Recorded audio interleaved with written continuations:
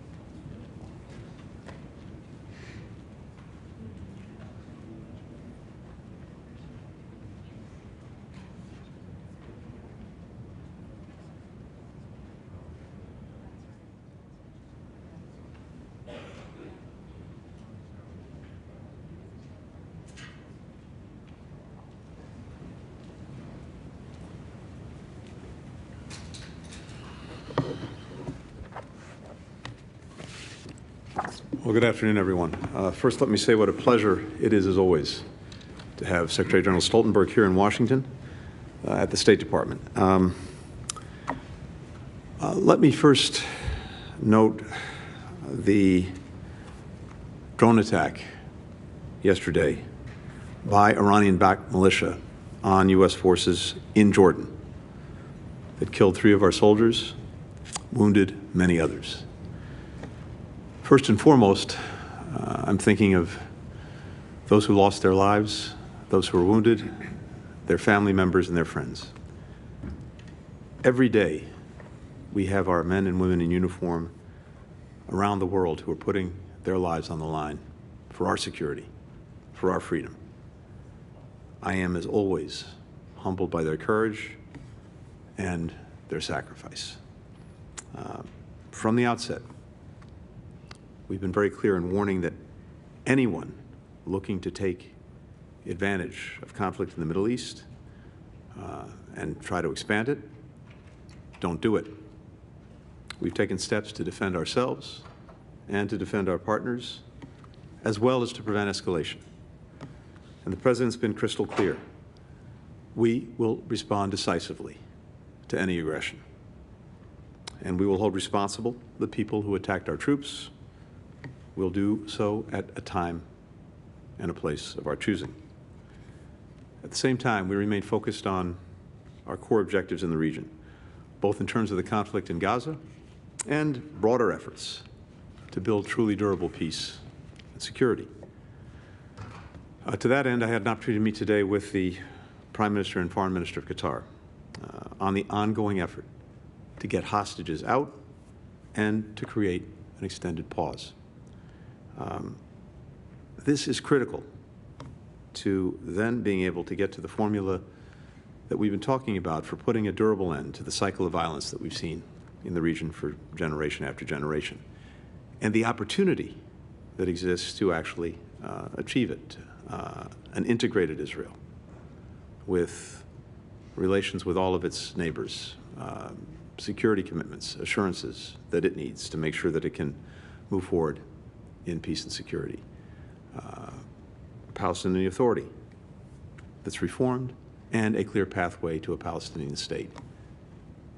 That vision and its realization can dramatically change the security circumstance for Israel, for the Palestinians, for all of our partners in the region, and at the same time, isolate the small number of actors who don't want to get there, who have a very different vision for what the future is, notably Iran, a different vision that we see playing out every single day, either directly by Iran or by its proxies.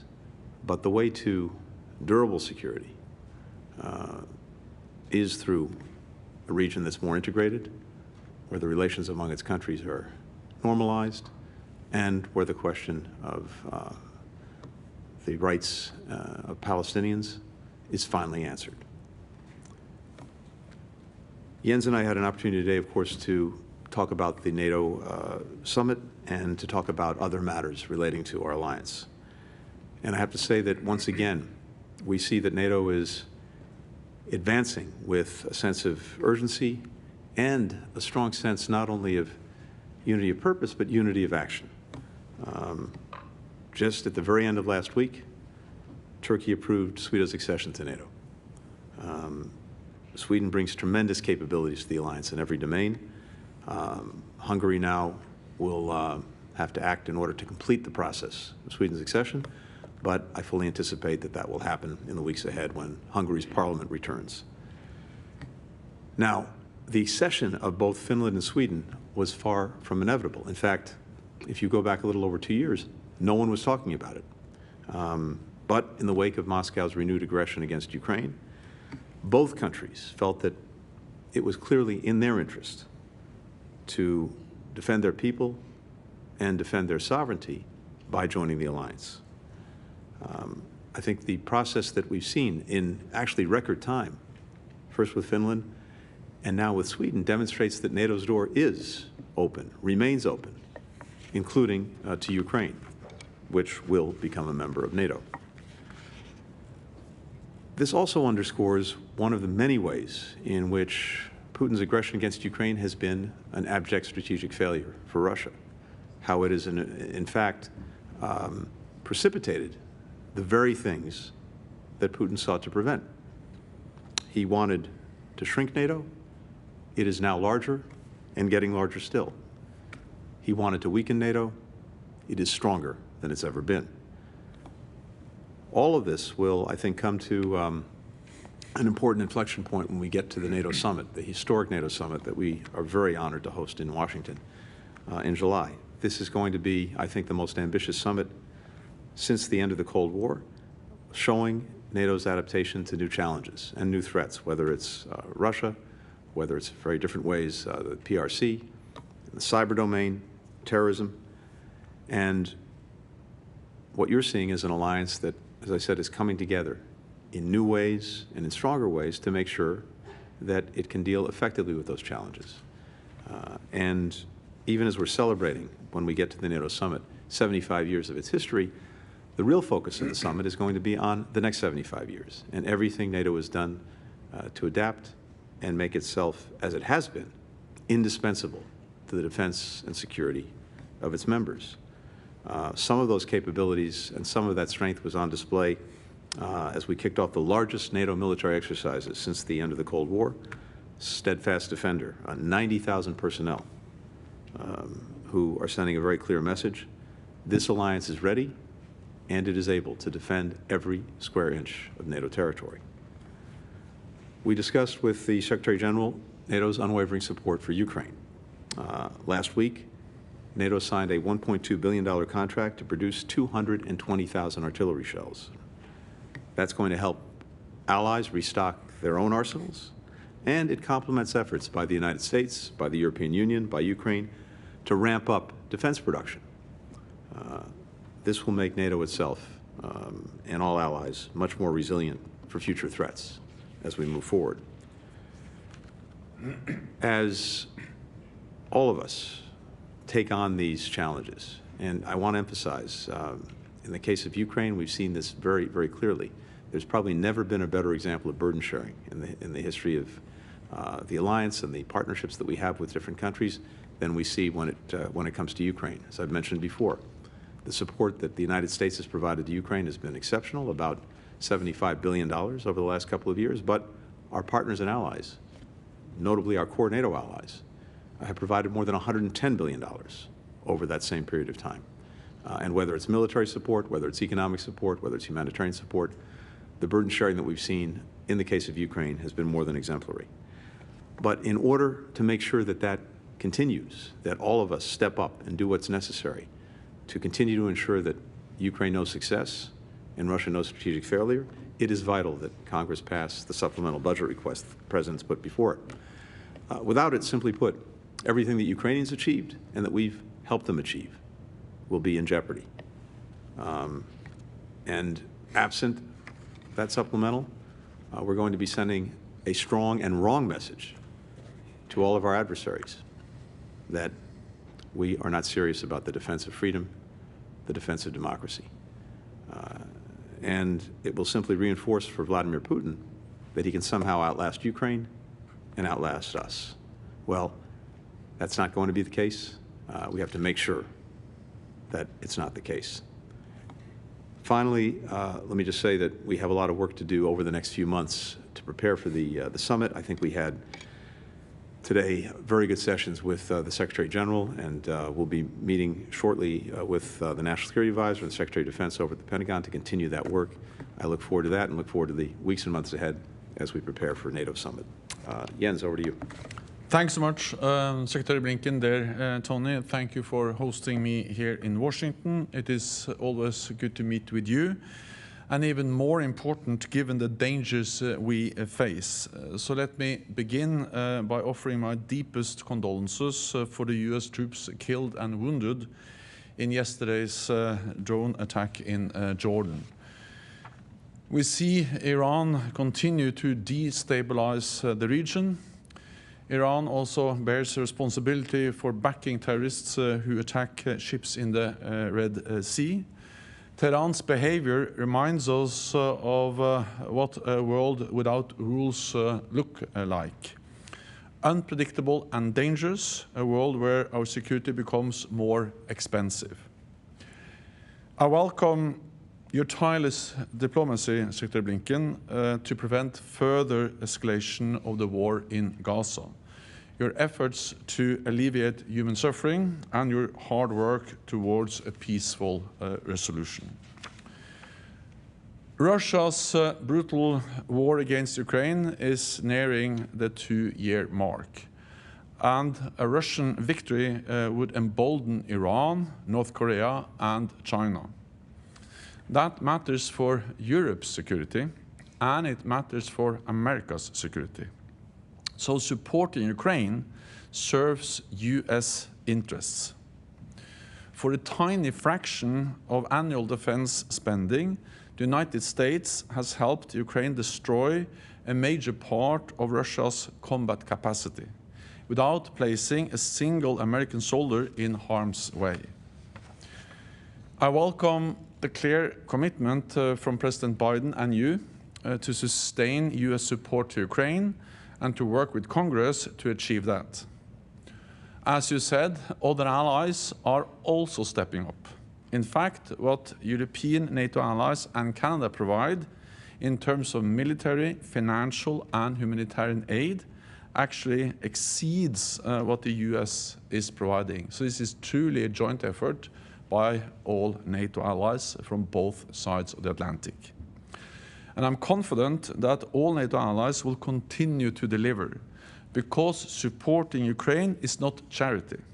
It is an investment in our own security. President Putin started this war, and he could end it today if he stopped attacking a neighbor. The war could also end if Ukraine stopped defending itself. But that would not mean peace. It would mean Russian occupation, and occupation is not peace. A just peace will require President Putin to realize that he will not get what he wants on the battlefield. Moscow must accept a negotiated solution where Ukraine prevails as a sovereign, independent nation. What happens around the negotiating table is inextricably linked to the situation on the battlefield. So if we want a lasting, just peace, we must provide Ukraine with more weapons and ammunition. Weapons to Ukraine is the path to peace. Finally, we also discussed adapting our alliance for the future. In July, we will mark NATO's 75th anniversary with a summit here in Washington. And as you said, NATO is getting stronger and bigger. Finland is already a member. Sweden will become a member soon. And this demonstrates that Putin is getting exactly the opposite of what he wanted. He wanted less NATO, a weaker NATO. He's getting a stronger and more united NATO, and NATO with more members. At the summit, we will take further steps to bolster NATO's strength, invest more in our defense, and work with partners around the world. Through NATO, the US has more friends and allies than any other power. Together, we make up 50% of the world's economic and military might. China and Russia have nothing like NATO. It is why they always try to undermine our unity. In times of growing competition and rivalry, NATO makes the US stronger and safer, and all of us more secure. So Secretary Blinken, dear Tony, thank you again for your personal commitment to our transatlantic bond and to our shared security. Thank you. For the first question, Olivia Gazis with CBS. Thank you, Matt, and thank you, Mr. Secretary. To date, the United States has not publicly accused Iran of being directly involved in any attacks on U.S. forces, while noting the regime in Tehran supports and does not discourage its proxies from conducting these attacks. This weekend's lethal strike, Mr. Secretary, was one of at least 160 attacks on U.S. forces in the region by Iranian proxies since October. Could earlier, stronger action by the United States against Iran, and not just its militias, have spared American lives? And secondly, if I may, Mr. Secretary, the UN Secretary General has appealed to the US and 10 other countries who have suspended funding to UNRWA, following revelations regarding allegations that at least a dozen of its 13,000 employees may have had involvement in the October 7th attacks, and more than 100 more may have links to militant groups. Under what circumstances and how soon could the U.S. consider resuming its support, considering this decision comes as Gaza is tipping into famine, and given your own personal and persistent appeals that humanitarian aid to Gazan civilians increase and not decrease? Mr. Secretary General, welcome to Washington. Welcome back. The United States Congress, as you well know, remains at a political impasse regarding continued aid to Ukraine, and the European Union is likewise struggling politically to restart the flow of resources into Kyiv. You yourself have said that Ukraine's spring offensive didn't lead to the results that many had hoped for. So how long does Ukraine's military have before the marginal successes that it did notch, when it enjoyed steadier resources from the West, risk being reversed by Russia, which seems to be enjoying growing support from the likes of North Korea and Iran? And briefly, Mr. Secretary General, I understand you'll be meeting with American lawmakers during this trip to Washington, much as President Zelensky did when he was here late last year. Is there a message you believe you can deliver to those lawmakers to make a timely difference in their decision-making? Thank you. Olivia, thank you very much, and thank you for also representing all your colleagues and making sure that you asked all their questions as well. Appreciate it. Look, first, I think it's very important to note that this is an incredibly volatile time in the Middle East. I would argue that we have not seen a situation as dangerous as the one we're facing now across the region since at least 1973, and arguably even before that. And that is the environment in which we're operating. And of course, that was triggered by the horrific attacks of October 7th by Hamas against innocent men, women, and children. We've made very, very clear from day one that we're going to defend our people, we're going to defend our personnel, we're going to defend our interests. And that's exactly what we've done. We've taken action, and significant action, to deter groups, to degrade their capabilities in Iraq, in Syria, in Yemen. At the same time, the President's been very clear that we want to prevent broader escalation. We want to prevent this conflict from spreading. So we are intent on doing both. That is, standing up for our people when they're attacked, while at the same time working every single day to prevent the conflict from growing and spreading. And that's exactly what we'll continue to do. It's fundamentally what's in the interest of the United States, what's in the interests of the region, and I think what's in the interest of the world. But the President said this, I think, virtually from day one. To anyone who would try to use the crisis in the Middle East, the conflict in the Middle East, to sow further instability and to use it as an excuse to attack our personnel, we will respond. We will respond strongly. We will respond at a time and place of our choosing. And obviously, I'm not going to telegraph what we might do in this instance or get ahead of the President, but I can, again, tell you that, as the President said yesterday, we will respond. And that response could be multi-leveled, come in stages, and be sustained over time. With regard to UNRWA, the reports that we got last week, and UNRWA brought them to us, were deeply, deeply troubling. It is imperative that UNRWA immediately, as it said it would, investigate, that it hold people accountable as necessary, and that it review its procedures. I had a very good conversation with Secretary General of the United Nations, Guterres, last week when we were first made aware of these allegations, and we're going to be looking very hard at the steps that UNRWA takes, again, to make sure that this is fully and thoroughly investigated, that there's clear accountability, and that, as necessary, measures are put in place so that this doesn't happen, again, assuming the allegations are fully borne out. Certainly, we haven't had the ability to investigate them ourselves, but they are highly, highly credible. At the same time, and as you indicated, UNRWA has played and continues to play an absolutely indispensable role in trying to make sure that men, women, and children who so desperately need assistance in Gaza actually get it. And no one else can play the role that UNRWA has been playing, certainly not in the near term. No one has the reach, the capacity, the structure to do what UNRWA has been doing. And from our perspective, it's important, more than important, imperative that that role continues. So that only underscores the importance of UNRWA tackling this as quickly, as effectively, and as thoroughly as possible, and that's what we're looking for.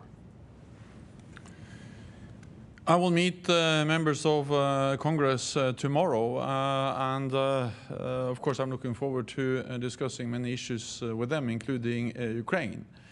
I'm confident that all NATO allies, also the United States, will continue to provide support to Ukraine, because this is in our own security interest to do so.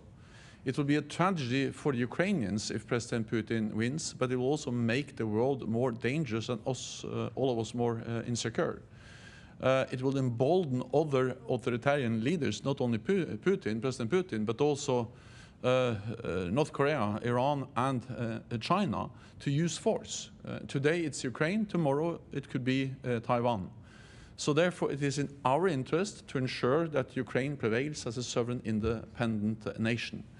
And the support we are providing is making a difference. There's a steady flow of ammunition, weapons from NATO allies, and we have seen that this support has enabled the Ukrainians to actually make big achievements. We have to remember where we started. When this war started, or when the full-fledged invasion happened in February last year, or in 2022, most experts feared that Russia would control Kiev within days and the whole of Ukraine within weeks. The reality is that the Ukrainians were able to push back the Russian forces, and they have liberated 50% of the territory that Russia occupied at the beginning of the war. They have been able to inflict heavy losses on the Russian armed forces, more than 300 casualties. Thousands of armored vehicles have been destroyed, and hundreds of planes. And this is something we all have achieved without putting any NATO soldier, US soldier or any other NATO soldier, in harm's way, but just by providing military support to Ukraine. And Ukrainians have been able to open the western part of the Black Sea to push the Russian Black Sea fleet to the east. So they're now able to export grain and other commodities through the Black Sea. These are substantial achievements, and they continue to conduct deep strikes on Russian positions. So this idea that it doesn't help to help them, actually the Ukrainians have proved the opposite. Then, of course, we all would like to have seen more progress in the offensive, but we should not underestimate the achievements the Ukrainians have already made. And if we want an end to this war, the only way to end this war is to convince Putin that he will not win on the battlefield. And the only way to achieve that is to provide weapons to Ukraine from the United States, from other allies and partners. So support to Ukraine is a good deal for NATO, for the United States, for all of us. Then you asked me one more question, I think.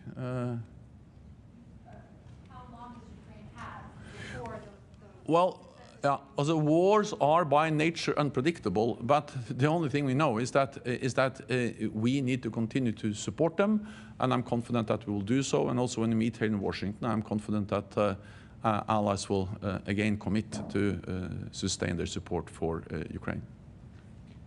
Catriona Perry with BBC. Thank you, Katrina Perry with BBC News. Mr. Secretary, if I could just follow up on my colleague's comments there. You referred to a multi-staged response to yesterday's attack.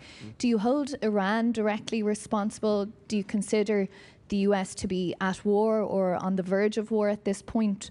And what impact would any response have on the hostage ceasefire deal, which we're told is at an advanced stage at this point?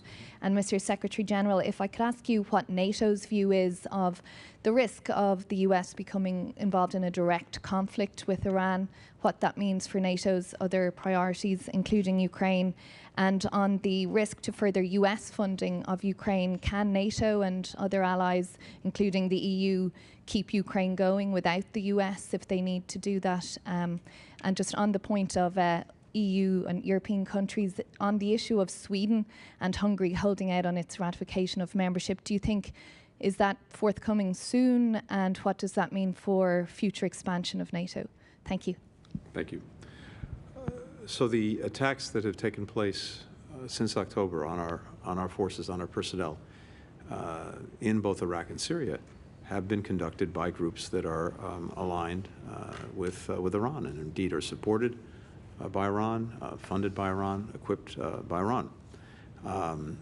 And I would note that the presence of our forces in both Iraq and Syria has nothing to do with Gaza, nothing to do with the conflict that's taken place since October 7th. It's the horrific attacks by Hamas, and everything to do with making sure that ISIS doesn't reemerge. That's why they're there, something that Iran should share as an interest. But on the contrary, the groups that are aligned with it have been conducting these attacks. And as I mentioned, we do not seek conflict with Iran. We do not seek war with Iran, but we have and we will continue to defend our personnel and to take every action necessary to do that, including responding very vigorously to the attack that just took place. And as I mentioned, I'm not going to get ahead of where the president is. I'm certainly not going to telegraph the response, but as I mentioned, that response could well be multi-leveled. It could come in stages, and it could be sustained over time. At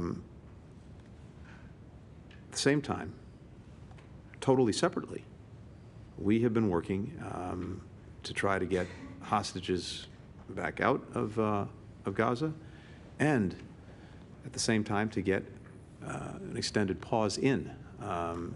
And that effort is something that we are very, very actively pursuing right now with, of course, our partners in Qatar and Egypt, as well as Israel.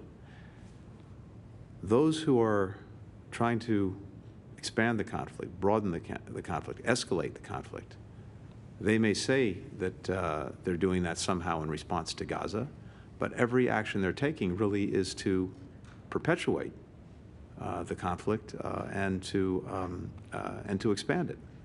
They don't have the interests of anyone in mind except their own interests as they see them. And we're determined, again, that we do everything possible not to see the conflict expand. On the contrary, we're working to end it, and end it in a way that the atrocities of October 7th never happen again, as well as the suffering that we've seen on the part of Israelis and Palestinians alike doesn't happen again. That's what we're working toward, and that's where our focus is. First, on the issue of Swedish membership, I welcome, of course, that Turkey now has finalized the ratification process with the decision in the parliament and also the signature from President Erdogan. This demonstrates that Turkey has followed up and delivered on what we all promised at the NATO summit in Vilnius last summer, and it demonstrates that NATO's door is open.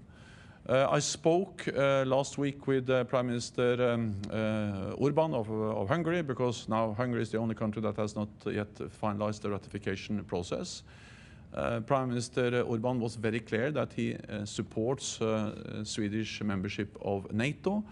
He told me that the parliament in Hungary will reconvene at the end of February, and I expect also, in line with what he said, that the Parliament will then finalize the ratification shortly after that.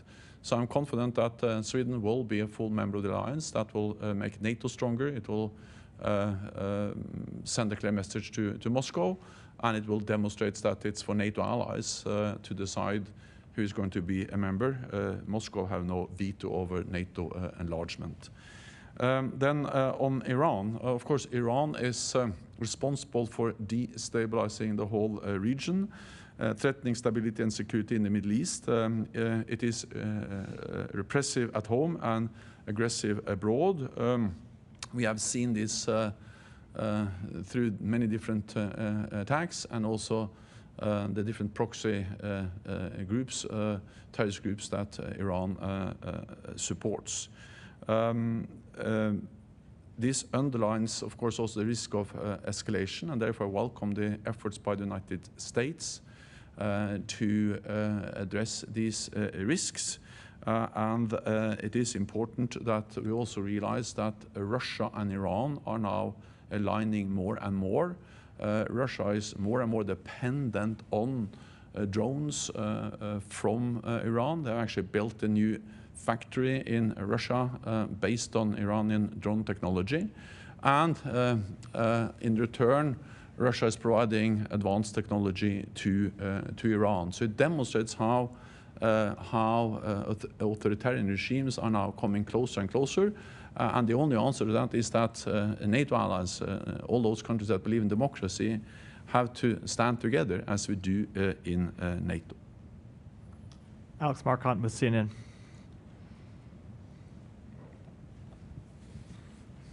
Thank you. Mr. Secretary, if I could start with you, specifically about the hostage and ceasefire talks. Can you share specifically what progress was made yesterday in Paris? The Qatari Prime Minister, after his meeting with you, he made it sound like a broad framework had been agreed to, and it was being taken to Hamas for them to take a look at. Do you believe that it is the language surrounding the end of hostilities that is the biggest sticking point? And if you would also comment on to what extent Prime Minister Netanyahu's comments about no Palestinian sovereignty, his leaked recording about criticizing Qatar, his ministers talking about resettling Gaza, to what extent has that complicated these conversations over an eventual deal? And Mr. Secretary General, following on some of my colleagues' questions, how much do you think Ukraine's war efforts are suffering because of the dwindling amount of U.S. aid and the uncertainty about whether more will be coming? How can you convince the U.S. and others to continue sending advanced systems and large amounts of aid when they say that supply issues are growing? Thank you. So first, of course, look, the less said, the better in terms of where we are in pursuing a resumption of getting hostages out and back home with their families. What I can tell you is this. I think the work that's been done, including just this weekend, is important and is hopeful in terms of seeing that process resume. Recall that in the first go-round, we were able, with our partners in Qatar and Egypt, to get an agreement that resulted in the release of more than 100 hostages. And I believe that the proposal that is on the table and that is shared among all of the critical actors, of course, Israel, but also with Qatar and Egypt playing a critical role in mediating and working between Israel and Hamas. I believe the proposal is a strong one and a compelling one that, again, offers some hope that we can get back to this process. But Hamas will have to make its own decisions. I can just tell you that there is, again, strong, I would say, alignment among the countries involved that this is a good and strong proposal. And the work that was done over the weekend, including by CIA Director Bill Burns, was important in helping to advance this. As to comments that people make or that come out into the media, look, all I can tell you is this. It's my strong assessment that certainly Israel would very much like to see this process of hostages coming out resume. It may be, well, I don't want to speak for the Israelis, but I can certainly say from the perspective of the United States, because we of course have American citizens who are involved, this is at the very top of our list and has been from day one. And I believe that Israeli leadership and certainly Israeli society feels very, very strongly about it. So we'll see. I can't say anything more than that, but I can say that very important productive work has been done, and there is some real hope going forward. The United States has demonstrated leadership in mobilizing NATO allies to support Ukraine, and I count on the United States, and I'm confident that the United States will continue to do so, because it is in the interest of the United States to ensure that President Putin does not win in Ukraine. And we have to remember that this is something we actually do together in all NATO allies and partners. As Secretary Blinken just referred to, European allies have actually provided more support in total for Ukraine than the United States. I commend the United States, but we must not forget that this is a joint effort of all allies. And if you put together what European allies and Canada are providing, it actually exceeds the US support. So this is burden sharing, a joint effort by all allies together. And we do so in solidarity with Ukraine. But our support is not charity, it is an investment in our own security, because we know that this is closely watched also in Beijing. And we also see how China and Russia are aligning more and more, how China is propping up the Russian economy, including the defense production. We see how China is repeating and spreading the same narrative about the war as Russia, how China has failed to condemn the illegal invasion of Ukraine. And then we have to remember that just days before the full-scale invasion, China and Russia, President Xi and President Putin, signed a joint partnership agreement where they promised each other limitless partnership. So I understand that many allies are also concerned about China, but that's not an argument for being less concerned about Ukraine. Security is not regional, security is global. What happens in Europe matters for Asia, what happens in Asia matters for Europe, and today it's Ukraine, tomorrow it can be Taiwan. So therefore it is in our interest to ensure that we provide the weapons and support they need, and I'm confident that allies will do so. To make sure that we can do that, we need the money, but we also need to ramp up production.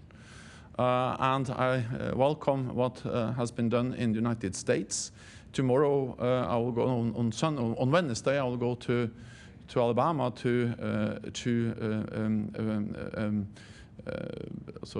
a factory there where they are producing javelins, Lockheed Martin, to recognize the importance of ramping up production. We have to understand that the fact that European allies are now investing more in defense is a good deal for the United States, demonstrating that NATO is a good deal for the United States. Just over the last 2 years, European NATO allies have agreed contracts for the US defense industry worth $120 billion. We need to do more, and therefore I welcome also that NATO has now, over the last months, actually agreed contracts worth $10 billion to ramp up production of ammunition, of interceptors for the Patriot batteries, and so on. That enables us to replenish our own stocks, but also to continue to provide support to Ukraine. So we are able, we have the will, and I'm confident that we'll have the necessary decisions both in the United States and in Europe to continue the support. And for the final question, Anders Tvegard with Norwegian Broadcasting Corporation. Thanks very much. Mr. Secretary, the Biden administration's policy on supporting Israel is unmistakable. How do you look at the interim ruling by the World Court on Gaza? And if I may, you talked about Congress and the funds. What message does this send about U.S. leadership when your administration cannot or won't hold words or promises? I mean, you cannot fulfill them by action. And Mr. Secretary General, Mr. Stoltenberg, you have now repeatedly warned about saying that China is watching the discussions over here about arming Ukraine. How does this play out? How will China use this? Thank you. Let me take the second part of your question first. I think you've heard both from me and from the Secretary General how critical this ongoing funding is, both from the United States as well as from our partners and allies around the world. And in fact, the EU, European Union, is also looking at additional support that it wants to provide to Ukraine, and that decision is also critical. I think these are mutually reinforcing. As Jens said, the fact that our own allies and partners have actually provided more than the United States, as much as we've already done, should reinforce the message to Congress as it's considering the supplemental budget request that we really do have what is so critical, and that is burden sharing, that this is a load that is being borne more than equitably among allies and partners. And by the way, not just in Europe, of course, we have key partners in other parts of the world, notably in Asia, who are participating in this. But equally, if the United States doesn't follow through on our commitments, then it's going to make it more difficult to have Europeans and others continue to do what they've already been doing. So I think it matters a lot, more than a lot. I think it's essential that we do make good on our commitments, and as we do, I'm convinced that allies and partners around the world will continue to do what they've been doing. And I also remain confident that in Congress, we continue to have strong and bipartisan support for Ukraine. So let's see in the days and weeks ahead as this moves forward. There is no other magic pot of money, and we are now currently out of the military assistance that we've been providing to Ukraine, and we're even seeing some evidence of what that means on the battlefield. So it is absolutely vital, absolutely urgent that we do it, and it is important in the terms that you've laid down, which is what does this mean for our word and our leadership around the world. But I'm confident that as we do it, you will see the benefits of that leadership with many other countries, allies and partners alike, continuing to do what's necessary with us to defend Ukraine. With regard to the ICJ ruling first, let me just say broadly that we continue to believe clearly that the allegations of genocide are without merit.